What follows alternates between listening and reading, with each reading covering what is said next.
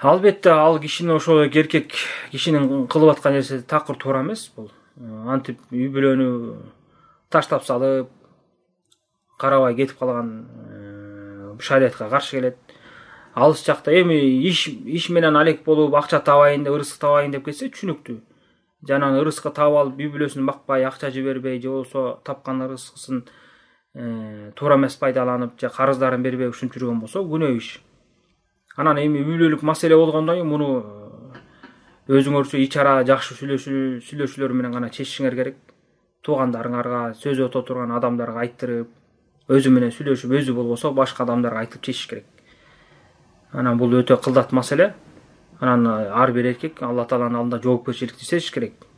Башка бирөөлөргө карата дагы, үй бүлөсүнө да карата. Мындай улана берген болсо, үй бүлөгө да зыян келет, өзүнүн мамилесине дагы зыян кетет. Аллах субхана таала сактасын.